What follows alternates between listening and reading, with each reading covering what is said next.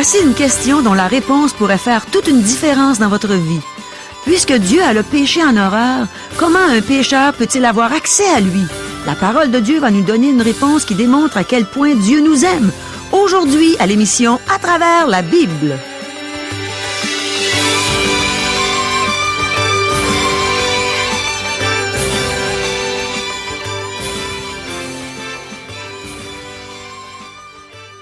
Chers auditeurs, pour en savoir davantage sur le contenu de cette émission, vous pouvez contacter en tout temps Radio Espoir via Internet à www.radioespoir.ca ou par téléphone, sans frais, au 1-877-l'Espoir, 1-877-537-7647. Bonjour, ici Caro. Je crois sincèrement qu'on va voir combien Dieu nous aime quand on va entendre les réponses à nos questions d'aujourd'hui. Je souhaite que nos questions soient aussi vos questions. Les voici. Est-il possible de pécher par la pensée? Dieu prend-il nos péchés secrets à la légère? Que veut dire la Bible quand elle parle d'un péché qui mène à la mort? Qu'est-ce que la fête des expiations illustre dans le livre du Lévitique? Est-ce que Christ ôte réellement les péchés du monde? Comment un pécheur peut-il avoir accès à Dieu? Est-ce que Jésus a délaissé sa nature divine quand il a porté nos péchés à la croix? De quelle manière devons-nous nous approcher de Dieu? Restez avec nous. Dieu va de nouveau nous démontrer son amour par les réponses qu'il a inspirées au pasteur Régent Joly, lesquelles proviennent toutes des Saintes Écritures. Mais premièrement, prions.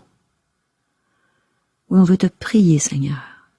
On veut te demander de venir nous enseigner personnellement dans chacun de nos cœurs par ce bel enseignement que tu vas donner par la bouche de ton serviteur. Viens nous rejoindre, Seigneur. Fais-nous goûter à ta présence aussi pendant cet enseignement. Amen. À toi, Régent. Merci, Caro. Chers amis, nous sommes au chapitre 15 du livre du Lévitique, et il traite des écoulements de sang et de pus.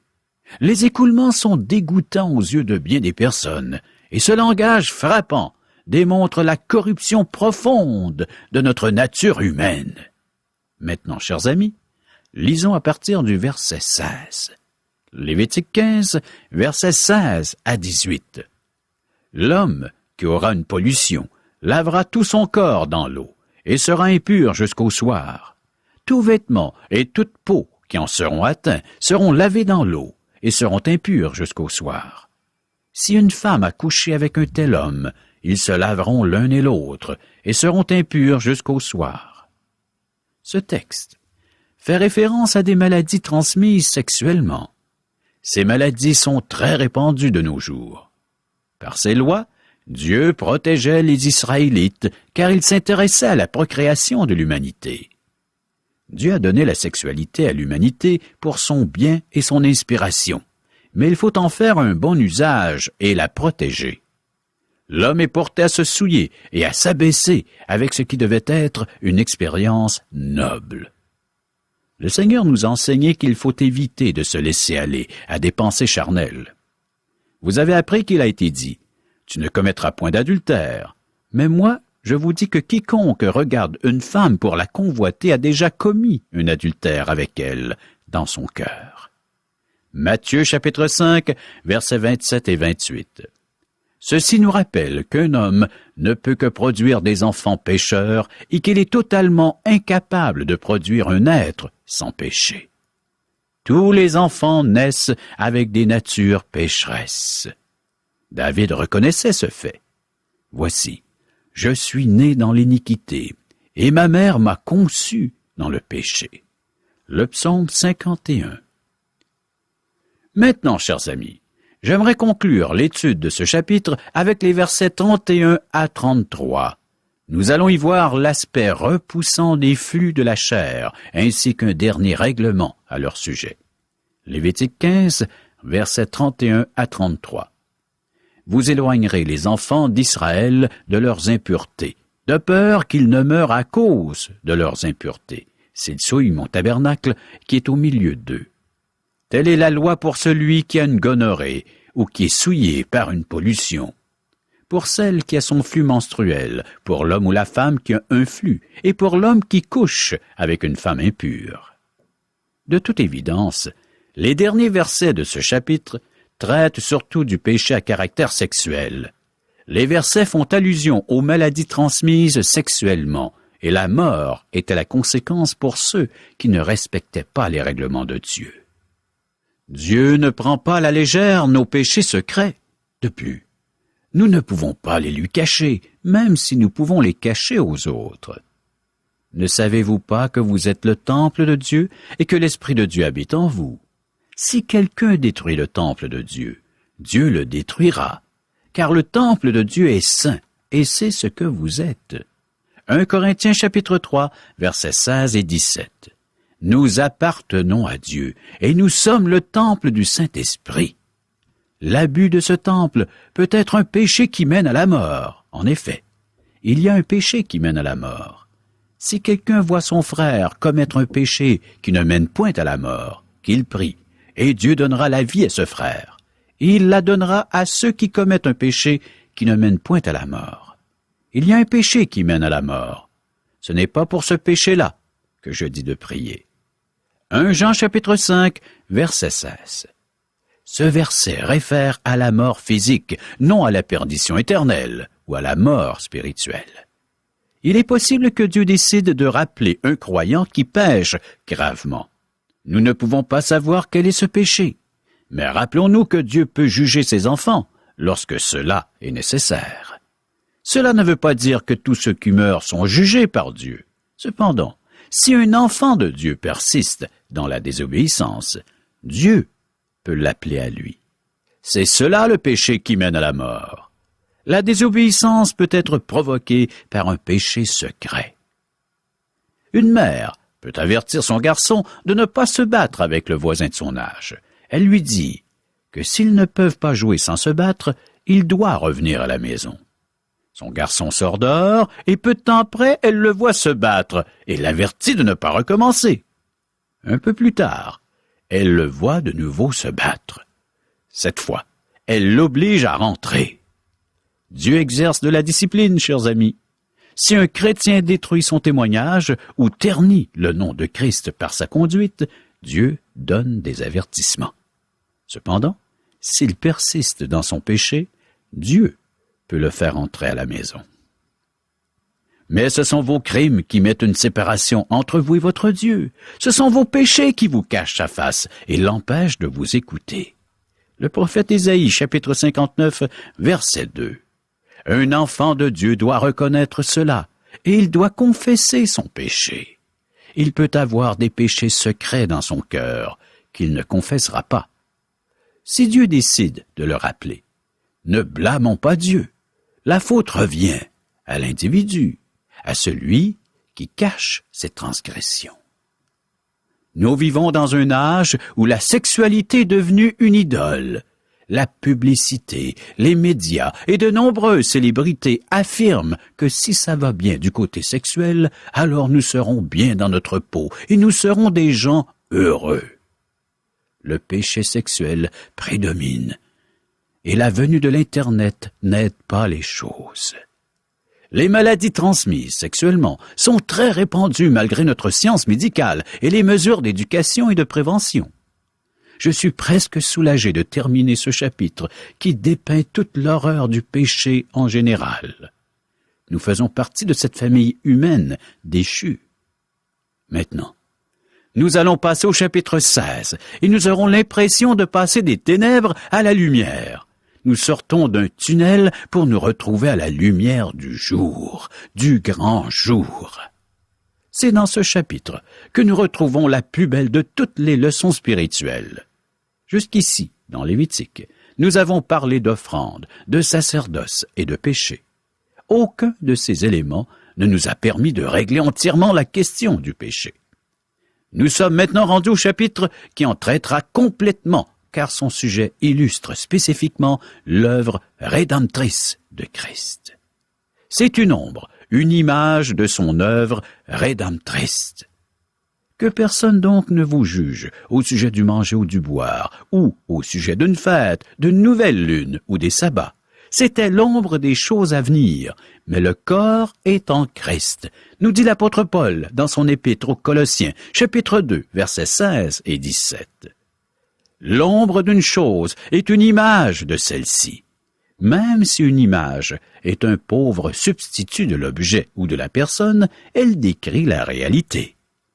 Nous avons parfois tendance à négliger l'étude des images et des symboles de la loi mosaïque. Cependant, la fête des expiations est une image qui mérite une attention particulière.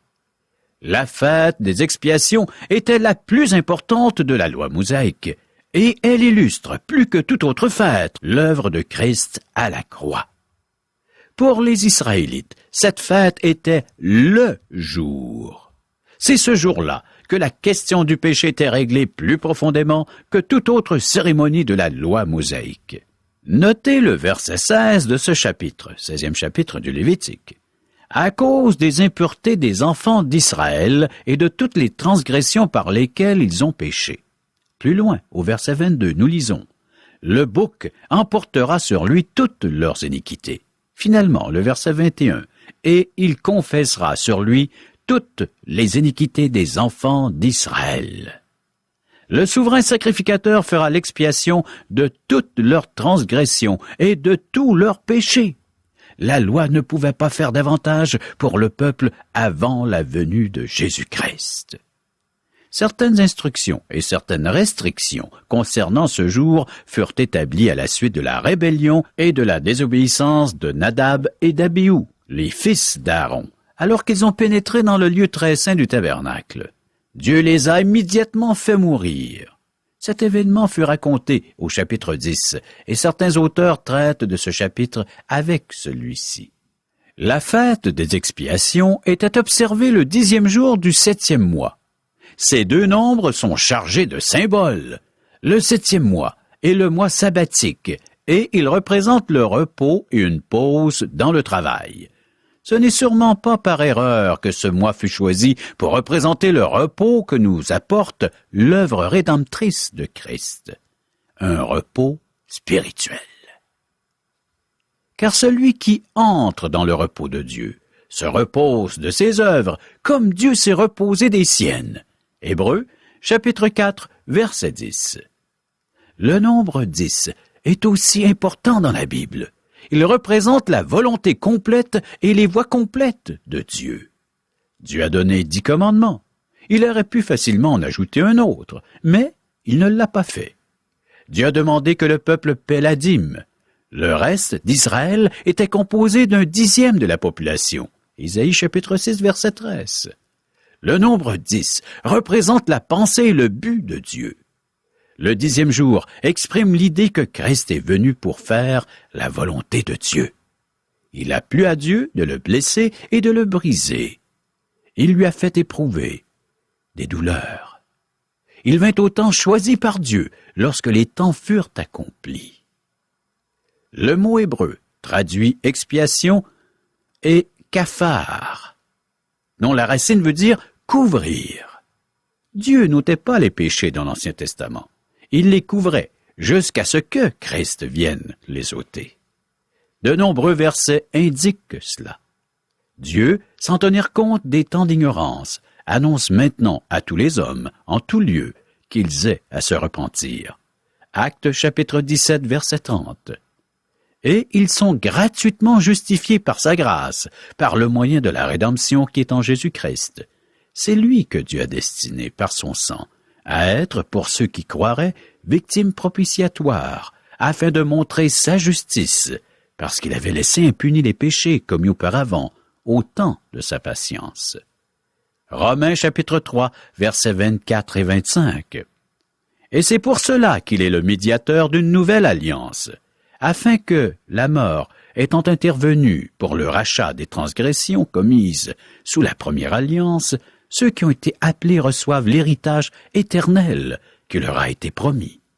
Hébreux chapitre 9, verset 15. Le Saint-Esprit montrait par là que le chemin du lieu très saint n'était pas encore ouvert, tant que le premier tabernacle subsistait. C'est une figure pour le temps actuel, où l'on présente des offrandes et des sacrifices qui ne peuvent rendre parfait, sous le rapport de la conscience, celui qui rend ce culte. Hébreux, chapitre 9, versets 8 et 9. La fête des expiations symbolisait Jésus-Christ et son œuvre rédemptrice mieux que tous les autres sacrifices, cérémonies et rituels de l'Ancien Testament. Elle montre Jésus-Christ, notre souverain sacrificateur, qui pénètre pour nous dans le lieu très saint. Chers amis, débutons notre lecture. Lévitique chapitre 16, versets 1 et 2.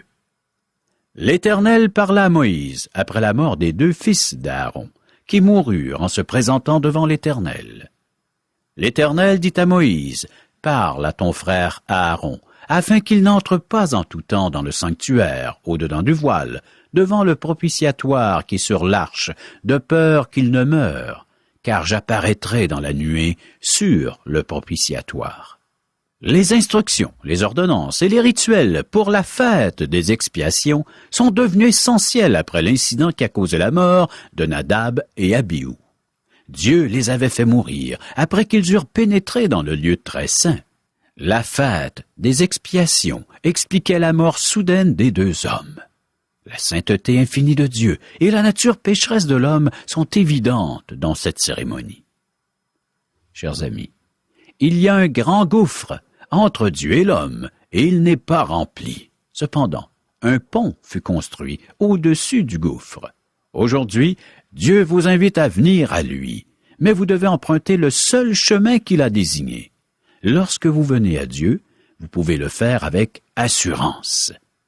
Ainsi donc, frères, puisque nous avons, au moyen du sang de Jésus, une libre entrée dans le sanctuaire par la route nouvelle et vivante qu'il a inaugurée pour nous au travers du voile, c'est-à-dire de sa chair, et puisque nous avons un souverain sacrificateur établi sur la maison de Dieu, approchons-nous, avec un cœur sincère, dans la plénitude de la foi, les cœurs purifiés d'une mauvaise conscience et le corps lavé d'une eau pure. Hébreux chapitre 10, versets 19 à 22. Car par lui nous avons les uns et les autres accès auprès du Père dans un même esprit. Éphésiens chapitre 2, verset 18. Nous avons une invitation à nous approcher de Dieu, à venir à lui. Cependant, nous devons emprunter le chemin désigné, et lorsque nous le faisons, nous pouvons nous présenter à lui avec assurance. Tout ceci fut fait parce que les fils d'Aaron avaient pénétré dans le lieu très saint. Dieu dit à Israël qu'il n'entre pas en tout temps dans le sanctuaire. Mais aujourd'hui c'est différent. En tout temps et en tout lieu, nous pouvons venir en présence de Dieu, mais seulement si nous passons par Christ. En fait, je pense que certaines personnes pêchent lorsqu'elles prient. Un pasteur ou un ministre qui rejette Christ, qui ne croit pas en sa divinité et son œuvre rédemptrice, et qui adresse des prières publiques à Dieu, ne vient pas à Dieu selon la méthode prescrite par celui-ci. Il faut venir à Dieu en passant par Christ, uniquement par Christ. Dieu n'accepte pas que l'on s'approche de lui par un autre chemin. Les bonnes œuvres, être une bonne personne, être dans la bonne religion, etc. Lorsque nous empruntons un autre chemin que Christ, nous faisons comme Nadab et Abihu. Nous connaissons tous la réaction de Dieu. Lévitique 16, versets 3 et 4. Voici de quelle manière Aaron entrera dans le sanctuaire. Il prendra un jeune taureau pour le sacrifice d'expiation et un bélier pour l'holocauste. Il se revêtira de la tunique sacrée de lin et portera sur son corps des caleçons de lin. Il se ceindra d'une ceinture de lin et il se couvrira la tête d'une tiare de lin, et ce sont les vêtements sacrés dont il se revêtira après avoir lavé son corps dans l'eau. Cette fête avait une caractéristique unique. Seul le souverain sacrificateur pouvait accomplir le rituel. Personne ne l'aidait. Il n'y aura personne dans la tente d'assignation lorsqu'il entrera pour faire l'expiation dans le sanctuaire. Verset 17. Le souverain sacrificateur devait faire tout lui-même, de la plus petite à la plus grande tâche importante. Tous les autres prêtres devaient se retirer du tabernacle. Seulement, le souverain sacrificateur pénétrait dans le tabernacle, car l'œuvre d'expiation était sa responsabilité. Nous devons retenir ce détail, car il fait partie du portrait de Christ que dépeint ce texte. Seul Christ porta les péchés du monde à la croix. Mon Dieu, pourquoi m'as-tu abandonné et t'éloignes-tu sans me secourir, sans écouter mes plaintes? Le psaume 22. Christ était rejeté à la fois de Dieu et des hommes lorsqu'il porta nos péchés à la croix, lorsqu'il fut fait péché pour nous. Cependant, lui et le Père étaient en accord en ce qui concerne le plan du salut. Voici, l'heure vient, et elle est déjà venue, où vous serez dispersés chacun de son côté, et où vous me laisserez seul. Mais je ne suis pas seul, car le Père est avec moi. Jean chapitre 16, verset 32. C'est un grand mystère, car Dieu était en Christ, réconciliant le monde avec lui-même. 2 Corinthiens chapitre 5, verset 19. Oui, chers amis, le souverain sacrificateur enlevait les éléments de ses vêtements qui reflétaient la gloire et la beauté de Christ. Il ne portait que les vêtements de fin lin que portaient tous les autres prêtres. Sans être, il devait être sans ornement, mais pur.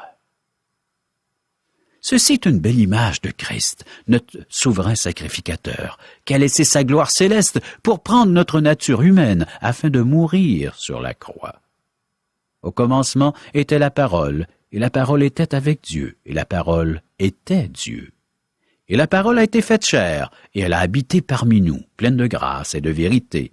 Et nous avons contemplé sa gloire, une gloire comme la gloire du Fils unique venu du Père. Personne n'a jamais vu Dieu. Le Fils unique, qui est dans le sein du Père, est celui qui l'a fait connaître. Jean chapitre 1er, versets 1, 14 et 18. Notre Seigneur n'a pas délaissé sa nature divine, mais seulement sa gloire divine, lorsqu'il s'est incarné pour venir sur terre. Ayez en vous les sentiments qui étaient en Jésus-Christ, lequel, existant en forme de Dieu, n'a point regardé comme une proie arrachée d'être égal avec Dieu, mais s'est dépouillé lui-même en prenant une forme de serviteur, en devenant semblable aux hommes, et, ayant paru comme un simple homme, il s'est humilié lui-même, se rendant obéissant jusqu'à la mort, même jusqu'à la mort de la croix. Philippiens, chapitre 2, versets 5 à 8. Ces 4 premiers versets du chapitre 16 du Lévitique nous montrent que nous devons approcher Dieu avec crainte et révérence. Dieu n'est pas notre chum ou notre copain, même s'il nous aime au point d'avoir donné son Fils. Dieu n'est pas là pour que nous nous en servions pour notre gloire personnelle, en pratiquant une religion qui attire les applaudissements des hommes, comme le faisaient les pharisiens. Dieu ne forme pas une église afin que nous y obtenions un poste pour notre avantage personnel ou pour répondre à nos besoins personnels. C'est avec crainte et révérence que nous devons nous approcher de Dieu, que ce soit à titre d'enfant de Dieu ou à titre d'ouvrier dans l'œuvre. Mon ami, tu ne peux rien faire pour te mériter une place au ciel avec Dieu, car seul Jésus n'a jamais péché. Il peut, si tu veux, défendre ta cause devant Dieu le juste juge. Jésus gagne toujours ses causes. Veux-tu faire appel à ses services? Prochaine émission, Lévitique chapitre 16, verset 5 jusqu'à la fin. Oh, merci, Régent. Je suis donc heureuse que Dieu m'ait placée sur cette terre au temps de la grâce, c'est-à-dire après que Jésus soit venu mourir sur la croix pour payer la dette de mon péché. Merci, Seigneur. Dans mes premiers jours en tant qu'enfant de Dieu, j'ai appris rapidement à refuser les pensées qui ne venaient pas de Dieu, ces pensées charnelles qui font la guerre à l'âme de tout croyant. Laissez-moi vous mettre dans le contexte. Dès que j'ai accepté Jésus comme Sauveur et Seigneur de ma vie, j'ai réalisé que je devais laisser l'homme marié que j'aimais. Mais on devait encore travailler ensemble. Il me semble qu'il était encore plus gentil avec moi que jamais. J'aurais pu succomber facilement dans le péché avec lui. Mais dès qu'une pensée venait à mon esprit, je priais au nom du Seigneur Jésus, sachant que Dieu me délivrerait du mal. Et il le faisait. J'en étais émerveillée. Dans l'enseignement qu'on a reçu aujourd'hui concernant la fête des expiations, on a pu voir l'œuvre rédemptrice de Christ à la croix. Lors de cette fête, Dieu n'ôtait pas les péchés des gens, il les couvrait jusqu'à ce que Christ vienne les ôter. Et il y a 2000 ans, Christ est venu ôter mon péché. Il est venu ôter ton péché. Voilà pourquoi j'ai mentionné qu'on pouvait voir à quel point Dieu nous a aimés. Je sais que plusieurs parmi vous connaissez ce fameux verset de l'Évangile de Jean, au chapitre 3, verset 16. J'aimerais vous inviter à le réciter avec moi, en pesant réellement sur chaque mot. Allons-y. Car Dieu a tant aimé le monde qu'il a donné son Fils unique, afin que quiconque croit en lui ne périsse pas, mais qu'il ait la vie éternelle. Ça, c'est de l'amour. Mon ami, est-ce que tu crois en Jésus? Est-ce que tu crois qu'il est mort sur la croix pour payer en entier la dette de ton péché? Il veut te donner la vie éternelle. Il veut te pardonner une fois pour toutes. Il veut effacer, oublier tous les péchés que tu as commis dans ta vie et tous ceux que tu pourrais commettre dans les jours à venir. Dieu veut te donner la vie éternelle. Il veut que tu te couches le soir avec la paix dans ton cœur, sachant que tu es un enfant de Dieu et que bientôt tu seras dans sa présence, dans la joie pour l'éternité. Dans la première épître de Jean, au chapitre 5, verset 13, il est écrit « Je vous ai écrit ces choses afin que vous sachiez que vous avez la vie éternelle, vous qui croyez au nom du Fils de Dieu. » Crois-tu au nom du Fils de Dieu? Crois-tu en Jésus? Eh bien, viens à lui aujourd'hui. Si Dieu te révèle, comme il l'a révélé à l'apôtre Paul, que Jésus est le Christ, le Fils du Dieu vivant, tu seras sauvé. Christ signifie Dieu est salut. Jésus signifie sauveur. Laisse le Christ te sauver, te donner la vie éternelle maintenant. C'est aujourd'hui le jour du salut. Prends ce cadeau que Dieu t'offre gratuitement. Dieu veut te justifier par sa grâce, par le moyen de la rédemption. Et ce moyen, c'est Jésus. Jésus qui a dit « Je suis le chemin, la vérité et la vie. Nul ne vient au Père que par moi. » Viens à Jésus. Chers amis, nous vous invitons à correspondre avec nous afin de recevoir un cours Parole par poste. Qu'est-ce qu'on apprend, Régent, dans des études bibliques par correspondance? Dans la série radiophonique à travers la Bible, on a vu au tout début de la série qu'il y avait différentes façons d'étudier la Bible. Celle-ci est par thème. Les gens pourront y découvrir le thème de l'amour, qui est Dieu, qui est la personne de Jésus-Christ, comment faire pour aller au ciel. Ça a vraiment l'air intéressant. Aimerais-tu nous en dire un peu plus long? Tous les thèmes, les grandes questions que les gens se posent, sont répondus à travers la Bible. Les gens n'ont qu'à nous demander le petit fascicule, quelques pages, et remplir le questionnaire. Alors on n'a pas besoin d'autres livres? La Bible. Uniquement la Bible et ce petit fascicule que l'on remplit, et on le renvoie à l'adresse qui sera inscrite sur ce petit fascicule pour en faire la correction, parce que les gens pourront suivre cette série. Ah, c'est pas compliqué. Très simple. J'ai vraiment le goût de m'inscrire. Et pour le faire, voici nos coordonnées au téléphone. 1-877-L'ESPOIR ou 1-877-537-7647. Et on a une adresse courriel. www.radioespoir.ca. Adresse postale. Radio Espoir, casier postal 34 143, Charlesbourg, Québec, G1G 6P2. Au revoir. À demain.